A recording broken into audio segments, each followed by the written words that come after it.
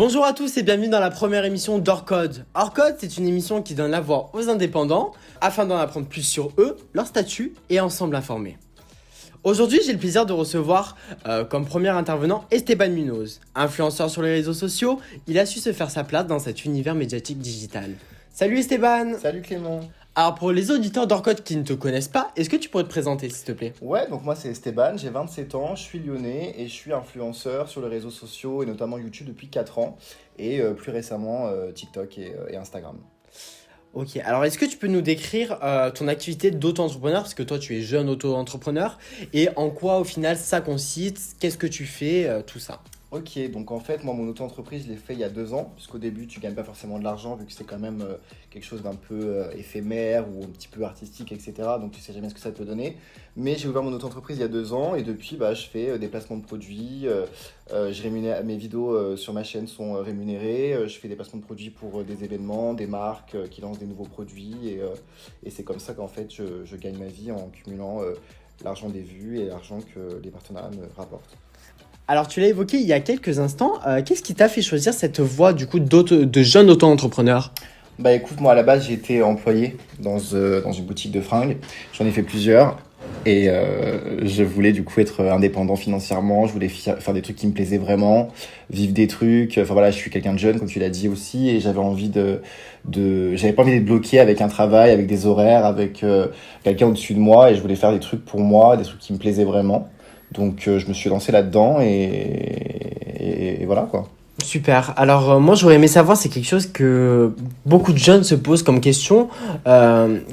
Au final, quels ont été les freins majeurs que tu as pu rencontrer dans ta démarche entrepreneuriale et surtout comment tu as pu les contourner ? Bah, c'est vrai que c'est assez difficile parce que du coup c'est pas fixe forcément, donc faut être assez motivé, faut être assez déterminé, faut fournir du contenu, faut fournir du travail, peu importe pour quelle raison on ouvre notre entreprise ou on se met en auto-entrepreneur, faut être assez motivé puisqu'on est seul face à nous-mêmes.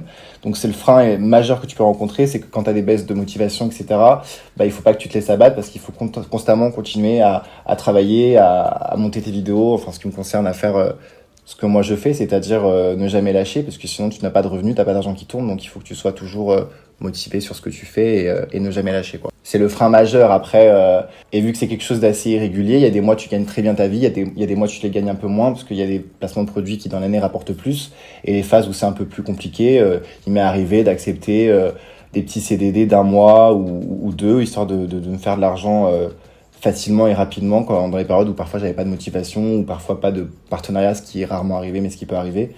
Donc voilà, mais tu rebondis toujours hein. Alors je pense qu'il y a un point qui peut être très important pour les auditeurs d'Orcode, tu l'as d'ailleurs évoqué tout à l'heure, c'est la prospection.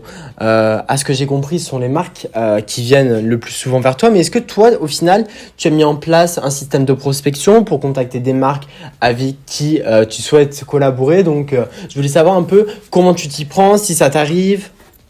Alors effectivement Clément, comme je te l'ai dit tout à l'heure, il y a des marques qui peuvent me contacter, mais il y a aussi parfois des marques que moi je contacte.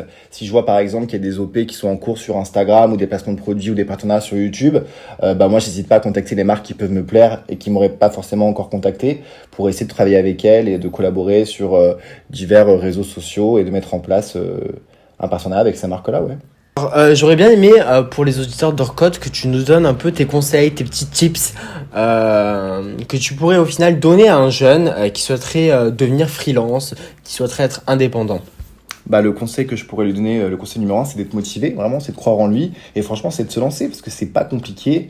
Tout le monde peut le faire. Si tu as une passion qui fait que tu as besoin d'être en auto-entrepreneur et que tu n'as pas envie d'avoir quelqu'un derrière ton dos et que tu as envie de faire quelque chose par toi-même, lance-toi parce que vraiment, c'est assez simple. Et si tu es motivé, et voilà, le but, c'est de pas lâcher. Le but, c'est vraiment de travailler, mais au même titre d'ailleurs que si tu n'étais pas auto-entrepreneur. Donc autant faire quelque chose que tu aimes vraiment